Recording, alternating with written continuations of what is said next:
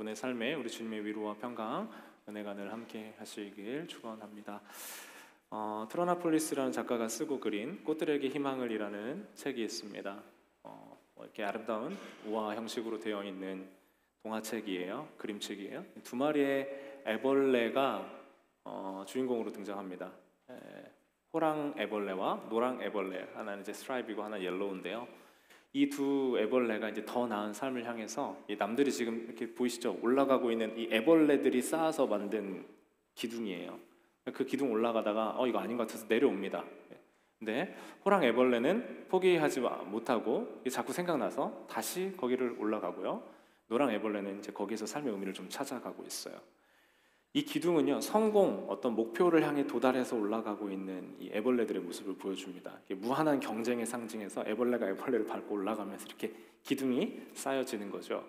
그래서 이 호랑 애벌레가요, 열심히 올라가서 위기를 극복하면서 이 기둥의 거의 정상, 최정상을 향해 달려가는데, 거의 그 정상에 다다랐을 때 이제 알게 되는 거예요.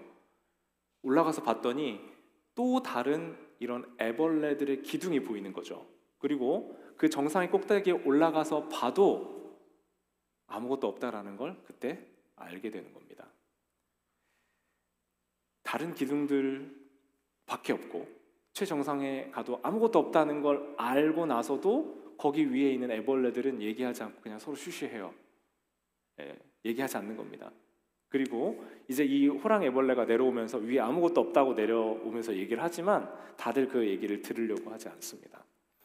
공허함을 느끼면서 내려오고, 반면 이제 노랑 애벌레는 거기서 이렇게 번데기가 돼서 이렇게 나비를 보고 이제 깨닫는 거예요. 이 번데기가 되고 거기서 훨훨 날아가는 나비가 된다는 걸 깨닫고 스스로 번데기가 되고 나비가 되는 거죠.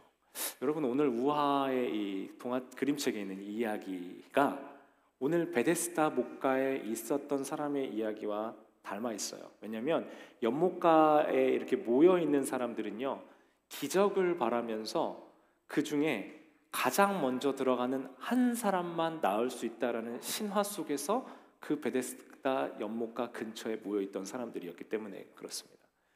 베데스다 연못가는 어디 있었냐면 예루살렘 그 안에 들어갈, 요새처럼 생겼어요. 성 안에 이렇게 들어가려면 여러 가지 문들 중에서 하나인, 여러분 이렇게 보시면 기준으로 북동쪽 이쪽에 있는 문이 지금 지도상에 있는 양의 문이라는 곳이 있습니다. 양의 문은 뭐 양의 형상이나 그림이 있어서가 양의 문이 아니고요. 그곳은 양들이 다니는 문이에요. 양이 어디다 써요? 희생제사, 제사 드릴 때, 예배 때 쓰는 제물입니다. 그러니까 양이나 소와 같은 제물들이 그쪽 통로로 오가는 거예요. 그래서 멀리서부터 제사를 드리러, 예루살렘에 제사를 드리러 이 동물을 바치고 피를 흘려서 자기의 죄를 씻고 하나님께 예배하러 온 사람들이 주로 이용하는 문이었고요. 다른 문들 같은 경우에는 뭐 성전세를 낸다든지 아니면 또 제사장 규칙을 뭐 지켜야 된다든지 오고 가는데 왕래하는데 어려움이 있었지만, 비교적 이 문은 상시 개방되어 있고 이 재물들이 오고 가는 통로로 쓰였기 때문에 주로 가난한 자들, 약한 자들이 이동하고 이용하는 통로가 예루살렘의 양의 문이었던 겁니다. 그 근처 가까운 곳에 한 연못가, 그 곁에 연못가가 있는데 그 연못의 이름을 이제 우리 세번역 성경에는 베드자다라고 해놨는데, 이게 중요한 게요, 이제 각주로 베데스다라고 표현되어 있지만 중요한 건 이때 히브리어, 아람어를 주로 쓰기 때문에 여기에 쓰는 이 표현 자체는 히브리 단어가 합쳐진 말인 거예요. 그러니까 베트라는 말이 집이고요, 헤세드라는 말이 자비, 은혜를 뜻하는 말이거든요. 그러니까 이 두 개가 합쳐진 거예요. 그래서 벳 헤세드가 합쳐져서 베드자다, 베데세드 해서 베데스다라고 우리가 익숙하게 듣고 있는 이 연못가를 상징하는 이 단어가 된 겁니다. 그러면 바꿔서 얘기하면요, 여러분 베들레헴 들어보셨죠? 뭐 하는 지명이에요? 베트는 집이고 레헴은 떡이고 빵이거든요. 그럼 뭐예요? 빵의 집, 떡의 집이죠. 룻기에 보면 그 베들레헴에 기근이 들었어요. 빵집인데 먹을 게 없는 거죠. 자, 바꿔서 오늘 베데스드, 베데스다에 모여있는 연못가에 사람들이 모여있어요. 헤세드는 자비라고 했어요. 그럼 무슨 집이어야 돼요? 자비의 집, 은혜의 집이어야 돼요. 그런데 이곳은 은혜와 자비의 집이 될 수가 없습니다. 자비와 은혜의 집이 아니에요. 왜일까요? 이 중에서 누구만 낫게 되어요? 물가에 가장 먼저 들어간 1등만 나와요. 그러니까 이곳은 지금 상상해 보세요. 여기 우리가 베데스다의 연못가에 모여있는 사람들이에요. 물이 동하기 전에 1등이 되기 전에 지금 문 가까이 계신 분들이 유리한데 여기 중에 1등만 100만 불짜리 로또를 받게 된다. 그러면 여기 아마 저기 이 문간을 중심으로 예배 중에 천둥이 한번 칠 때 그때 가장 먼저 1등으로 나가서 복권을 산 사람은 100만 불 너무 약해요? 1000만 불 한번 해볼까요? 그렇다고 하면 여러분 어디 앉아 계시겠어요? 지금 문가에 가까이 계신 분들 괜히 기분이 좋아지시죠? 자, 예를 들면 그런 것처럼 이 베데스다 연못가에서 같이 밥 먹고 같이 이야기 나누고 같이 어려움을 토론하면 어디가 아파요? 아유 그 많이 아파 어떡해? 오늘은 좀 어때요? 뭐 이런 얘기를 서로 나누던 사람이 그 물가에 어떤 현상인지 모르겠어요. 뭐 광천수, 온천수가 올라올 수도 있고 뭐 어떤 증상이 바람이 불어서 움직일 수 있을지 모르지만 그 사람들의 인식에는 천사가 물을 동하게 한다라고 인식한 거예요. 그리고 나서 거기에 가장 먼저 들어가는 사람은 어떤 병에 걸려 있든지 낫는다라는 겁니다. 근데 이때가 언제라고 표현되어 있어요? 5장 1절에 보면 어느 시기예요? 지금 시기가 명절 때죠. 어느 명절이라고 나와 있잖아요. 명절 하면 여러분 주로 뭐가 생각나세요? 가족들과 모여서 함께 인사 나누고 또 뭐 해요? 제일 중요한 거 맛있는 거 먹고 같이 시간 보내고 살도 찌고 그죠? 그게 바로 명절이라고요. 근데 그 명절 때 가족들과 함께 있지 못하고 이 양의 문 곁에 있는 베데스다에 모여 있는 사람들이라고 생각해 보세요. 가족들과 같이 명절을 못 보내요. 보낼 수도 없을 만큼 몸이 상해 있고요. 또 따로 떨어져 있어서 그들 가족들과 같이 할 수 없는 사람들이었어요. 근데 그 사람들에게 어떤 희망이 있었겠냐고요. 그 물이 동해서 내가 거기 1등으로 들어가는 것만이 그들의 소망이 되는 그 사람들의 모임이었단 말이죠. 자비의 집이라고 얘기하고 있지만 그곳에서 실제 자비와 은혜를 찾을 수 없는 곳이었다라는 겁니다. 원래 이제 멀리서부터 이렇게 양이나 재물을 가지고 와서 그 베데스다 못가에서 씻어서 좀 깨끗하게 해서 그 성전 안으로 들어갔다고 그래요. 근데 이게 예수님 시대 가까이 와서는 이게 변질됐거든요. 그래서 성전에 가서 예수님이 성전 정화하고 이렇게 장사하지 말라고 이렇게 엎으시잖아요. 왜 그러냐면 멀리서 오다 보면 동물이 상하고 흠이 생기면 율법상 게 맞지 않거든요. 그렇게 받아들여지지 않거든요. 흠 없는 제물을 드려야 되니까 어떻게 하냐면 그 근처에 있는 사람들이 이제 동물을 키워서 흠 없는 동물로 거기 그 이방인의 뜰이라고 하는 가장 큰 면적을 차지하는 성전 안에 들어가기 전 뜰에서 그 동물들을 파는 거예요. 그러니까 이제 사람들이 멀리서 와서 베데스다 못가에서 씻어서 그 안에 들어갈 필요가 없다 보니 이 원래 기능은 뭐였냐면 동물 우리가 물로 씻는다고 했을 때 죄와 허물과 우리의 모든 악함이 씻겨지고 치유되고 회복된다는 상징이었던 그 베데스다 못가가 이제는 동물들이 아닌 우리 인간을 치유하게 해준다라는 어떤 신화적인 것들로 변형되었던 것 같아요. 그래서 본문을 보면 실제로 그러하다라는 말보다는 그런 얘기가 전승되어 오는 현실적인 것, 그러니까 전승되어 오는 현실을 보여주지 이 베데스다 못가에서 실제로 사람이 나았던 것을 얘기해주지 않는다라는 거예요. 그러니까 핵심이 뭐예요? 지금 그런 이야기가 있었고 그런 사람들이 모여 있었다라는 거예요. 중요한 건 그 사람들이 모여서 지금 언제 물이 움직이지 하면서 그냥 약간의 허송세월 보내고 있었던 때입니다. 그때 있었던 한 사람, 오늘 본문에 등장하는 주요한 등장인물이 누구예요? 몇 년 동안 환자였어요? 38년 동안 병자였어요. 여러분 지금은 뭐 80세, 100세 시대잖아요. 이 당시는 그렇지 않았어요. 60, 50, 60이면 뭐 충분히 어느 정도 할 만큼 살았다라고 인식되던 시기였단 말이죠. 38년을 병자였어요. 38년 동안 환자였다고요. 가능성이 있는 사람이 없는 사람이에요? 없는 사람이에요. 그 사람에게 예수님이 왔어요. 심지어 누가 좀 이렇게 가까운 일가 친척이 있어서 이렇게 들고 있다가 물이 움직일 때 재빨리 옮겨줘기라도 했으면 좋겠는데 그렇지 않았단 말이에요. 그럴 사람도 없었단 말이에요. 그 사람에게 예수님이 와서 뭐라고 물어봐요? 뭐라고 얘기하세요? 뭐라고 물어봐요? 네가 낫기를 원하느냐? 라고 물어봅니다. 여러분 아픈 사람한테 가서 아유, 낳고 싶으세요? 물어보는 거 이게 좋은 질문입니까? 기분 나쁜 질문이 아니에요? 뭔가 아픈 사람 놀리는 질문도 아니고요. 기분 나쁜 질문일 수 있어요. 예수님이 이 질문을 할 때 다른 사람에게, 예를 들면 소경 바디메오에게 마가복음에서 예수님이 물어보세요. 너 여기 뭐 해줄까? 뭐 해줄까? 하고 물어보세요. 그럼 그가 뭐라고 대답해요? 선생님이요, 제가 보기를 원하나이다, 이렇게 표현했어요. 그러니까 자기가 아는 걸 정확하게 알고 표현을 했거든요. 예수님이 이 38년 된 병자에게 와서 안 해도 될 것 같은 질문, 너 낳고 싶으냐라고 물어보세요. 낳고 싶냐라는 그 질문에 이 사람이 뭐라고 대답합니까? 7절 보겠습니다. 같이 한번 읽어보세요. 시작. 주님, 물이 움직일 때 안 나와요? 7절 시작. 그 병자가 대답했다. 주님, 물이 움직일 때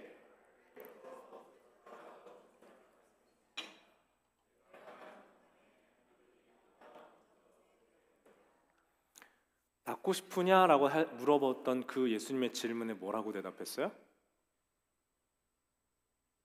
저를 물에 넣어줄 사람이 없습니다라고 대답한 거예요. 자, 이 흐름, 대화의 흐름을 잘 보셔야 돼요. 예수님 낳고 싶냐 물어봤어요. 그럼 어떻게 대답해야 돼요? 네, 낳고 싶습니다라고 대답을 해야 돼요. 물론 물에 넣어준다라는 것이 이 사람의 내면 안에는 낳는다는 걸 함의하고 있었을지 몰라요. 근데 그 사람 대답이 어떻게 돼요? 저를 물에 넣어줄 사람이 없어가지고요. 저희가 원하는 건요, 저 물이 동할 때 제가 1등으로 들어가는 거예요라고 대답하고 있다고요. 이 본문에 이 38년 된 사람의 이야기를 잘 보셔야 된다는 겁니다. 그의 초점은 낳는 데 있는 게 아니고요, 그 물에 먼저 들어가는 데 초점이 맞춰져 있어요. 낳고자 하는 열망이, 내가 가장 먼저 그 물이 동할 때 1등으로 내가 그 안에 들어가는 사람이 되어야 된다는 것에 그의 대답에 초점이 맞춰져 있다고요. 자, 어쩌면 여러분, 이 사람처럼요, 우리가 살아가는 삶의 방식, 관계, 그 다음에 우리가 세상을 바라보는 눈과 시각이 삶의 진짜 본질적인 목적 잃어버린 채 마치 이 사람이 연못가에 1등으로 들어가는 것이 중요한 것처럼 우리도 인생의 진짜 진리와 목적, 부르심, 뜻이 아니라 이 세상이 모두가 바라고 요구하는 그 무언가 앞에서 그걸 구하고 추구하면서 원래 본질과 목적, 그 다음에 그것을 위한 수단이 바뀌어 버린 것이 아니냐고요. 우리에게 본질과 목적되어야 되는 것과 그것의 수단이 되는 게 미묘하게 바뀌어 있는 것들이 없으시냐고요. 예를 들면 이런 거예요.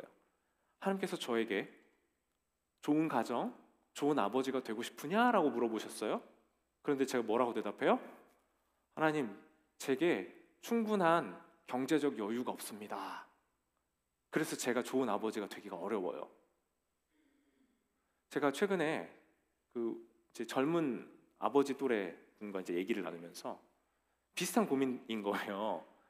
그러니까 회사를 다니시는 분이시니까 회사에 대한 열정과 에너지를 계속 쏟을 수밖에 없잖아요. 당연히 책임감도 있고요. 근데 일이 우선이 되면 이제 저랑 같이 공감하고 있는 게 뭐냐면, 내가 해야 하는 일이 우선이 자꾸 되니까 자녀들과 보내는 시간에 대해 이 퀄리티가 자꾸 떨어지는 거예요. 근데 일을 하는 목적은 뭐예요? 일을 하는? 그냥 가정에 대한 가장 원초적인, 그냥 진솔하게 솔직히 얘기하면 내 처와 자녀들 행복하게 만들어 가는 거잖아요. 뭐 거룩한 목적 다 뺀다 하더라도. 근데 행복을 위해 산다고 하는데, 예를 들면 행복을 위해 살면서 행복해야 될 시간을 최후순위로 미루는 거예요. 그러니까 이해하죠. 저도 이해하고 그분도 서로 이해해요. 갔다 오면 이제 에너지가 없고 에너지를 다 쏘고 나면 기진맥진해서 아이들 뭐 챙기고 돌볼 시간이 없어요. 더 이렇게 퀄리티 있게 좋은 시간을 못 보내요.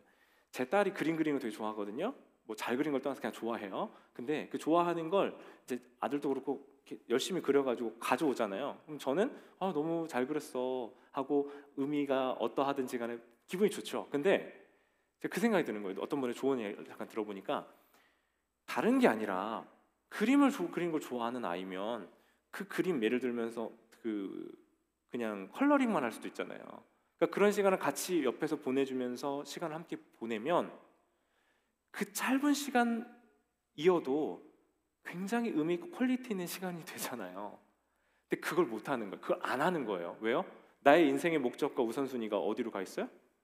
내가 해야 될 일들과 나의 일에 포커스가 맞춰져 있으니까 내 삶에 그게 연결이 안 되는 거예요. 두 개가. 행복을 위해서 하면서 정말 행복이 뭔지를 몰라요. 사랑하며 살고 싶지만 사랑을 안 하고 살아요. 목회자인 저 같은 사람의 경우도요, 하나님을 사랑하고 하나님 뜻대로 살길 원합니다, 하나님께 부름받은 종입니다라고 하면서 하나님의 일을 한다고 하지만 실제로 뭐 하고 있냐면, 하나님 네가 나 사랑하느냐라고 물어보시면, 하나님 그래서 제가 이걸 좀 더 잘해야겠는데요, 우리 교회가 더 부흥되어야 되겠는데요, 사람들이 더 많아져야 되겠는데요, 이렇게 생각하는 게 너무 쉽지 않냐고요. 여러분 인생을 향한 하나님의 부르심과 목적이 있는데, 이 무서운 말 아니에요? 제 주중에 들었던 무서운 말이, 회사 가장의 여러분들이 하고 있는 그 회사를 위한 수고는 회사는 몰라준대요. 대신 가족들만 안 돼요. 회사에 내가 전념했어요. 근데 그 회사에 전념하느라 포기하고 버려두었던 가족들만 그걸 기억한다는 거예요. 오우, 무섭다. 사랑하는 가장 여러분, 잘 생각하시기 바랍니다. 여러분, 수단이랑, 그러니까 목적을 이루기 위한 수단과, 우리가 이걸 뒤집어 놓고요, 착각을 엄청 하고 있어. 나는 잘하고 있어라고 착각을 많이 하고 있다는 거예요. 이성환 교수님이 쓴 신들과 함께라는 책에 이런 내용이 있어요. 어느 쪽이 하나님이 영광이 되는지에 대해서 고민하고 분별하는 게 아니라 어느 쪽이 돈을 더 벌 수 있는지를 따지고 있다면 우리는 하나님 자리에 돈을 앉힌 거라고요. 그 목적이 되어야 되는 자리에, 그러니까 수단이 되어야 되는 자리에 목적이 되는 걸 앉혀놓은 거예요. 돈을 통해, 물질을 통해서 이 땅을 살아가고 그걸 수단으로 써야 되는데 그게 목적이 되어버린다는 거예요. 그러면서 만몬의 후예가 되는 방법이, 만몬의 후예가 되는 변명이 이런 거래요. 자, 만몬은 돈의 신이죠. 우리를 우상 숭배하게 만들어주는 좋은 변명거리를 주는데, 예를 들면 이런 거래요. 가족에게 안전을 주기 위해서, 아이들의 미래를 위해 내가 지금 쓰고 있는 생활비 이 정도면 과하지 않으니 괜찮다는 마음, 그리고 하나님의 백성은 풍성해야 된다라는 사고, 이런 변명들이 만몬의 후예로 우리를 만든다는 겁니다. 자, 돈을 숭배하고 내 삶의 중요한 자리에 그걸 가져다 놓는 거죠. 그러니까 현대인들이 돈이 많으면 많을수록 행복하다라고 전제해 놓고 살지만, 막상 그 기둥을 쌓고 올라가 보지만 거기에는 행복 없네? 라는 걸 뒤늦게 안다는 거예요. 그래서 성공한 학자, 연구원들, 돈을 많이 번 사람들 중에 자녀와의 관계가 무너지고 깨지고 난 후에 그걸 인생의 한 가지 뭘 돌이키고 싶냐라고 물어볼 때 그거 얘기하는 분들이 많다는 거예요. 여러분, 하나님을 위해서 우리가 신앙생활 할 때도 마찬가지. 이거는 우리 생활의 물질의 영역을 뛰어넘어 교회 신앙생활 할 때도 마찬가지. 우리 그리스도인으로 살 때도 마찬가지예요. 신앙에도 마찬가지예요. 하나님을 따라서 하나님 뜻대로 산다고 말하고 있지만 실제로는 뭐해요? 하나님을 통해서 내가 더 잘 되고 싶은 마음이 훨씬 더 커요. 섬기고 사랑한다고 말하고 내가 그렇게 살고 싶다고 해요. 그런데 섬기고 사랑하는 나로 그 결과로 인정받고 칭찬받는데 나의 관심과 에너지가 훨씬 더 많이 가 있다라는 거예요. 여러분, 이게 우리가 주목해서 봐야 될 우리 마음의 내면의 근원 깊은 곳에 있는 것, 이거 보지 못하면요, 우리 교회가 베데스다 연못가에 있는 사람들이랑 똑같다는 겁니다. 이 시대의 교회들, 우리 교회를 포함한 교회들이 베데스다 연못가와 닮아 있어요. 비슷하지 않아요? 자, 우리 동하기 전에는 괜찮아요. 서로 나이스해요. 좋아요. 그런데 무슨 일이 일어나면, 발생하면 그 중요한 순간 때는 그 주인공이 누가 되어야 돼요? 내가 되어야 되는 거예요. 제가 지난주 이 말씀을 묵상하면서 제 앞으로의 목회, 우리 교회 공동체에 대한 방향성이 있어서 하나님 심각한 질문을 하시는 것 같았어요. 너가 목회하고 너가 지금 기도하고 있는 그 목적지가 베데스다 연못가에 누군가 1등 만들면서 그걸 부추기는 거 아니야? 라는 질문을 저에게 주시는 것 같아요. 여러분, 운영자로서 저는 그게 어렵지 않을 것 같아요. 여러분이 신앙적으로 이렇게 해가지고 우리가 더 모이고 더 쌓고 뭔가 동력을 가지고 뭔가 방향을 갖고 그러면 잘 되고 복 받고 이런 식으로 방향을 제시하면 어렵지 않을 것 같아요. 그런데 여러분, 정말 그것이 하나님 나라를 이곳에서 이루어가는 것입니까? 우리 교회 안에 만약에 마음 한켠에는 그 베데스다 물가에 1등으로 들어가는 사람의 기쁨과 자랑과 영광을 내가 사실은 박수는 쳐줘요. 그 영광을 내가 갖고 싶은데 저 사람이 먼저 가져갔네, 저 사람이 먼저 이루었네 라는 경쟁, 질투, 시기의 마음이 베데스다 연못가에 앉아있는 사람들처럼 우리 안에는 없냐고요. 38년 된 그 병장 왜 못 떠났을까요? 잘 생각해 보세요. 하나의 희망, 마치 교회 안에 공동체 안에 어떤 이 일말의 희망이라도 있는 것 같아서 베데스다 물가에 있으면 어쩌다가 우연이라도 내가 1등이 될 수 있겠지. 아니면 거기 말고는 갈 데가 없어서 그냥 비싼 사람들이 모여라도 있는 것이 좀 위로가 돼서. 무엇 때문이었을까요?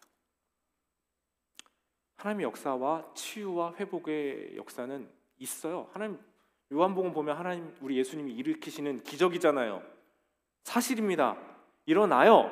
그런데 문제는 뭐냐면요, 교회 신앙 간증할 때 그 어디 이렇게 방송 매체나 이렇게 나와서 하시는 분들 보면 목회자든 신앙인이든 성공한 기업가든 아주 하나님의 소수의 사람들에게 특별하게 허락해 주시는 복들이 있어요. 물론 하나님을 잘 섬기고 사랑하고 그것을 잘 선용할 수 있는 분들이라 하나님이 주신 경우도 있어요. 그런데 하나님 모두에게 그렇게 하지 않으시거든요. 특별한 경우들이 있어요. 그 소수에게 일어나는 사건이 마치 그렇지 않은 사람은 모두 부족해서 그 사람에게만 일어난 것처럼 간증이 되고 고백이 된다라면 그곳은 하나님 나라가 아니라 베데스다 연못가가 된다는 거예요. 이 중에 가장 재빨리 들어갔던 1등 한 사람, 와, 나왔다, 축하한다, 부럽다, 대단하다 라고 하고 있다면 누군가는 응답받고 누군가는 간증하고 누군가는 치유를 말하고 있지만 서로 마치 경쟁하고 있어서, 야, 너는 봉사를 1등으로 했으니까 치유가 됐구나, 너는 헌금을 1등으로 했으니까 1등이 됐구나, 너는 기도를 1등으로 했으니까 네가 1등이 돼서 이게 하나님의 복을 받았구나 라는 간증이 되기 시작하는 순간 그것은 은혜와 자비의 집이 아니라 1등이 제일 중요한 가장 무자비한 집이 되는 줄 믿습니다. 여러분, 그러면 그것은 공동체가 아니에요. 교회가 아니에요. 그냥 베데스다, 자비를 말하는 가장 무자비한 곳이 된다는 거예요. 그래서 오늘 본문을 보면요, 오늘 말씀 제목을 그렇게 정했어요. 무자비의 집. 자비의 집에서 일어난 일이잖아요.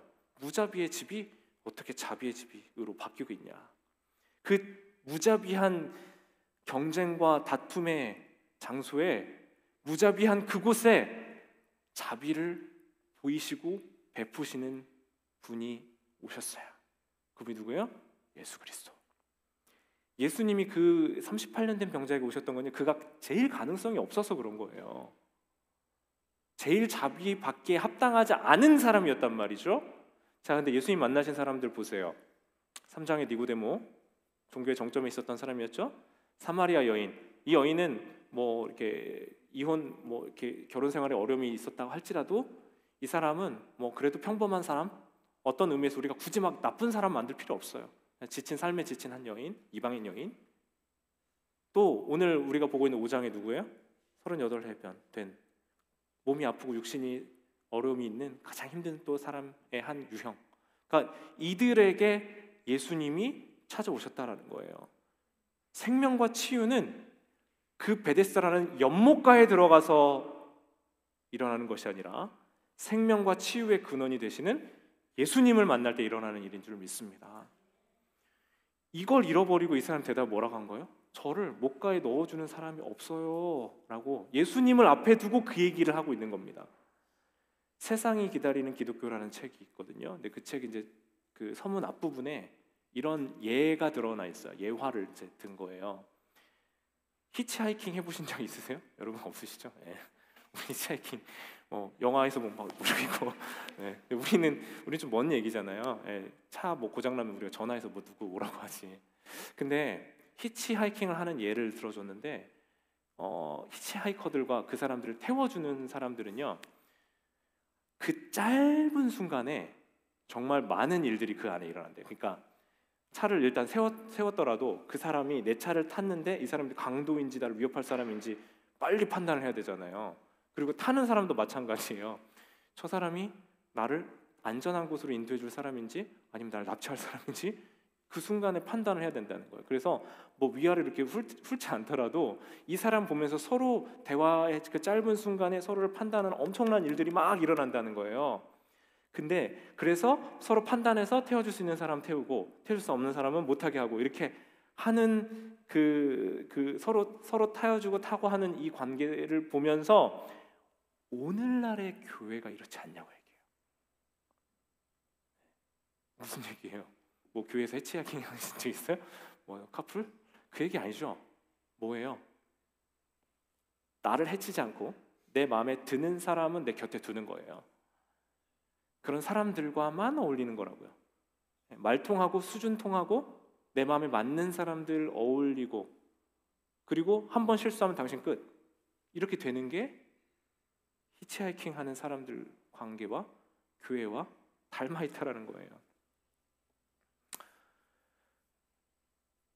사랑 여러분, 다 갖추고 있어요. 만약에 좋은 시설, 뭐 훌륭한 찬양대, 음향 영상, 뭐 훌륭한 시스템, 뭐 넓은 주차장, 아름다운 조경 다 갖추고 있어요. 다 갖추고 있는데 모든 걸 갖추고 아무리 훌륭하고 뛰어나고 놀라운 기적과 성장이 일어나는 것 같아도 그곳에 예수님 계시지 않으면 자비를 말하지만 가장 무자비한 곳 베데스다 연못과 같은 곳이 우리가 되는 거예요. 되게 무섭게 받아야 됩니다. 오늘 이 말씀을 다 있는 것 같은데 예수님이 없다니까요. 예수님이 없으면 무슨 일이 일어나냐면 서로 아무리 베데스다 연못가 앞에서 잘 지낸 것 같아도 결정적일 땐 우리 마음의 미움과 질투 속에서 누가 더 나은지 비교하고 네가 낫고 내가 낫고를 고민하고 논하는 그 연못가에 앉아있는 사람들과 다르지 않다라는 겁니다. 사랑하는 여러분, 예수님을 모신 예수님으로 은혜와 자비를 경험하는 우리가 되시길 바랍니다. 솔직히요, 우리가 뭘 좀 예수님 위해서 뭐 한다고 하고 봉사하고 뭘 좀 한다고 진짜 아무것도 아니에요. 착각하는 겁니다. 착각해요. 내가 뭘 이만큼 하나님께 물질을 드리고 에너지를 드리고 다 누가 주신 거예요? 거꾸로? 나한테 주셨으니까 내가 그걸 기쁨으로 하나님께 하는 겁니다. 제 스스로 했던 제일 큰 착각 한 가지, 제가 다른 목회자들보다 몸을 많이 써서 뭐 이렇게 교회 노가다를 하면서 교회를 많이 바꿨으니까 내가 하나님이 나를 사랑해 주시고 내가 하나님께 칭찬받을 자격, 착각이라고요. 어느 날 제가 이 교육관 복도를 지나면서 제 마음 안켠에 있는 그 마음을 보고 철저하게 회개하면서 돌이킵니다. 그 아무것도 아니라 하나님이 저를 안 쓰셨으면 다른 누군가를 쓰셨을 거고요, 다른 누군가의 물질을 쓰셨을 거고, 다른 모든 걸 다 해서 하나님 원하시면 하나님 원하시는 대로 다 쓰세요.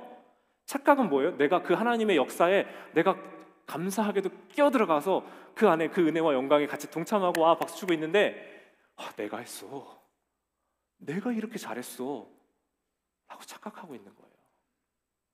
그래서 여러분, 우리는요, 나의 어떠함을, 나의 신실함을, 나의 믿음을, 내 먼저됨을, 나의 어떤 간구와 기도 가운데 하나님과 쌓였던 영성, 은혜, 이런 것들을 자랑할 필요도 없고 자랑할 수도 없음을 고백합니다.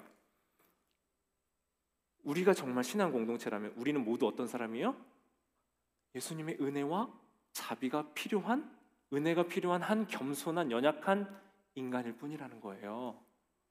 여러분, 우리가 이걸 잃어버리면 서로 자꾸 누가 믿음이 낫니, 누가 봉사를 많이 하니 자꾸 그거 하고요, 저같이 목사들이 잘못하면 자꾸 그거 부추기는 거예요. 그 뭐 하는 거냐면 종교인들이 잘하는 종교 생활 만드는 겁니다. 은혜와 자비로 하나님의 신실하신 사랑 안에서 내가 그걸 기뻐하고 돌려드리고 그 안에서 감격을 누리며 자유한 게 아니라 내가 이만큼 했으니까 나는 계속 이만큼 해야 되고 그 영광과 자랑을 계속 누리면서 내가 그 힘과 권력을 놓치지 않는 거예요. 교회 안에서도 그런 일이 일어난다니까요. 누가 더 권위가 있고 힘이 있는지 봉사로, 헌금으로, 여러분 그런 거 없겠어요 솔직히? 그러니까 부서져야 된다고요. 그 부분들이 깨어져야 된다고요. 그렇지 않으면 우리는 신앙 공동체, 선교적 공동체, 열려있고 하나님의 생명이 우리 안에 흐르는 공동체가 될 수 없음을 고백하는 겁니다. 사랑하는 여러분, 우리는 기적을 따라간 사람이 아니라 예수님 따라간 사람들 되시길 바랍니다. 병 고치고 부자 되고 인생의 문제 해결되는 것 예수님 안에서 일어나요. 일어납니다. 예수님이 주시는 은혜 안에서 일어나요. 사건이에요. 하나님이 허락해 주세요. 근데 우리가 모이는 목적은 그게 아니에요. 자, 그러면 왜 모여요? 우리는 왜 예수 그리스도 안에서 그리스도인으로 살아갑니까? 예수 안에서 진짜 생명을 잡았으니까 우리 인생이 궁극적 목적이 그게 아니라는 걸 알아버린 거예요. 그래서 이제 어디로 갑니까? 이걸 수단으로 사는 거예요.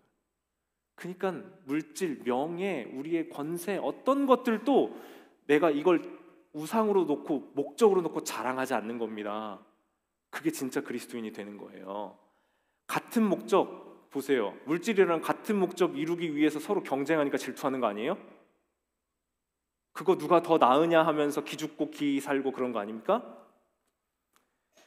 각자가 하나님의 부르심과 생명 안에 있다라는 걸 여러분 우리가 깨우치면 여러분만의 삶이 있고 여러분만의 부르심이 있다니까요. 그러니까 여러분 오늘도 말씀 들으실 때 여러분 기억하세요. 이 말씀 들으면서 누가 이거 잘 들어야 되는데 그 다음 들을 수 있을까? 여러분 마음 안에 그거 있다. 여러분 지금 잘못되신 거예요. 뭘 들으셔야 돼요? 지금 뭐 하셔야 돼요? 여러분에게 주시는 말씀으로 받으셔야 돼요. 내 안에 비교하고 경쟁하면서 내가 베데스다 목가에 이렇게 앉아 있었던 38년 된 중풍병자가 나라는 걸 아셔야 된다고요.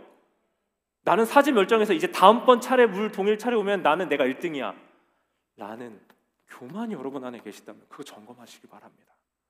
예수 그리스도 안에 있는 사람은요, 우리에게 주신 그 수단들이 우리 인생의 최종의 목적이 아닌 것을 알아요. 주시면 감사합니다. 그리고 그것을 하나님 뜻 안에서 아름답게 잘 선용해요. 하나님의 부르심의 목적을 본질을 잘 발견하기 때문에 그래서 다른 사람들이 얘기하는 그것 쫓아가는 게 아니라 하나님의 부르심을 쫓아서 여러분 각자다운 삶을 살 수 있게 되는 줄 믿습니다. 목사님 현실을 몰라서 그런 소리 하죠. 저는 현실을 안 살아요? 저도 깨달아요. 말씀을 준비하면서 저는 정말 절절하게 오늘 이번 주 한 주 동안 깨달았어요. 내가 지금 구하고 있는 목적들이 진짜 하나님이 원하시는 것인가? 내가 바라보고 있는 방향성들이 하나님이 원하시고 기뻐하시는 일인가? 아니더라고요, 여러분. 가짜 뭐죠? 까라 가짜 사쿠라 뭐 이런 거 있죠. 가짜라니까요. 그 잘 점검하셔야 돼요, 여러분. 여러분에게 주신 수단을 수단으로 사용하고 인생의 진정한 목적은 하나님께 둘 수 있는 여러분 각자를 향한 하나님의 뜻을 우리 주님 안에서 여러분이 인생을 찾아오신 그 주님 안에서 만나고 경험하는 여러분들 되실 주님으로 축원합니다. 설교 짧게 끝났죠? 아까 처음에 얘기했던 애벌레 얘기들 있잖아요. 호랑 애벌레, 노랑 애벌레 둘 다 나비가 됐어요. 나비가 돼서 이렇게 하나는 호랑 나비가 된 거예요. 호랑 애벌레는. 그리고 노랑 나비가 돼서 홀홀 날아요. 근데 그 호랑 애벌레가 나비가 될 수 있도록 먼저 나비가 된 노랑 애벌레가 와서 사인을 주고 이렇게 알려줘요. 그러니까 그 도움을 받아서 얘가 이제 번데기가 되고, 번데기는 뭐예요? 번데기가 된다는 건 이 두려움이 있는 거거든요. 애벌레도 나 죽는 거 아니야? 이대로 죽으면 어떡해? 이게 뭐예요? 거듭남, 중생, 다시 태어나죠. 그 두려움을 가지고 내 계획, 내 애벌레로서의 삶을 버리는 거예요. 근데 그 죽음을 선택하니 나비로 자유롭게 날아요. 기어서 올라가는 게 아니고 날아서 가야 된다는 걸 아는 거예요. 날아서 어디를 가요? 꽃을 향해 가죠. 나비의 그 삶은 기어서 꽃을 향해 가는 게 아니라 날아서 꽃을 향해 올라가는, 그 꽃을 향해 간 나비는 이제 자유로운 나비, 서로 붙어가지고 막 경쟁하면서 네가 낫니 내가 먼저 가니 이게 아니고요, 자기가 가야 될 삶을 사는 나비가 되는 거예요. 이 책의 제목이 뭐라고요? 애벌레에게 희망을? 이 아니에요. 뭐의 희망이요? 꽃들에게 희망. 지금 애벌레에게밖에 안 나왔거든요. 근데 왜 꽃들에게 희망을 해요? 나비는 꽃들의 희망이에요. 나비가 없으면 꽃이 죽어요. 멸종했을 거예요. 나비가 날아다니면서 나비의 삶이 여기서 저기를 생명을 연결해주는 역할을 하니 그것을 통해 또 다른 꽃이라는 생명이 또 태어나는 거예요. 여러분 이 만화 굉장히 성경적인 동안 그림책이죠? 네. 그래서 이 제목은 애벌레에게 희망을 아니라 꽃들에게 희망. 사랑하는 여러분, 그리스도인의 삶, 하나님 우리에게 주신 생명, 여러분 우리가 이걸 발견하잖아요. 우리 발견한 이 사람들은 각자의 삶을 살아요. 비교해서 내가 먼저 가고 이것들이 중요한 게 아니고 자기에게 주어주신 여러분만의 독특하고 고유한 여러분의 삶이 있어요. 제가 보면 여러분 한 사람 한 사람마다 은사가, 가능성이, 또 방향이, 또 잘하는 것들이, 또 능력이 다 다르고 다 풍성하고 다 귀해요. 근데 어느 지점에서 항상 문제가 생기냐면 내가 누구보다 낫다라는 생각이 들어올 때나 저 사람이 나보다 나아서 기죽는다라고 생각하거나 비교하고 또 하나의 획일적인 기준, 물질이라는, 성공이라는 이런 획일적인 기준 아래에서 기둥 스타트 줄서기 자꾸 하고 있으면 나는 여기까지밖에 못 왔네, 자꾸 이거 생각하고 있는 겁니다. 여러분, 우리가 생명을 받아 누리길 원하면 우리도 누군가의 생명이 되어줘야 되는 줄 믿습니다. 근데 나는 받고 싶은데요, 내가 지금 누군가에게 용납받고 용서받고 있는 걸 생각을 안 해요. 나만 용서하고 나만 사랑해 주는 것처럼 착각하는 거예요. 사랑을 원하고 사랑 많은 공동체를 원하는데 나는 그게 없어요. 나는 그거 안 해요. 왜요? 항상 나는 의도로 평가하고 남은 행동으로 평가한다니까요. 나는 의도가 좋아요. 항상 내 마음은 원래 좋은 의도, 내가 이렇게 착해요. 근데 내 행동에서, 삶에서 열매가 없어요. 그러니 맨날 나만 손해보는 것 같아요. 나는 내 마음이 이렇게 마음 먹었는데 저렇게 하니까 내가 안 해야지. 내 의도와 상관없이 남이 나를 알아줘야 될 것 같고, 나는 원래 좋은 사람이기 때문에 나를 알아줘야 될 것 같고, 내 마음에 맞는 사람, 괜찮은 사람, 가까이, 끼리. 내 내면의 변화와 예수님을 닮아가는 삶의 변화는 없어요. 그분이 내 인생에 찾아오셔서 아무 가능성 없는 나에게 생명 주시고 구원해 주셨다는 의식이 없어요. 나는 원래 잘하는 사람처럼, 나는 원래 믿음의 가문의 사람인 것처럼, 난 자격 있는 사람인 것처럼 착각입니다. 우리 모두 38년 된 병자들입니다. 그와 같은 사람들, 예수님이 우리의 인생에 찾아와 주셨을 때에만 그분이 나를 그분의 생명과 진리 안에 있게 해주실 때에만 우리에게 소망이 있는 줄 믿습니다. 이 시간 같이 기도하시면서 여러분 돌이킴의 기도, 회개의 기도로 이 시간 한 번 더 나아가시죠.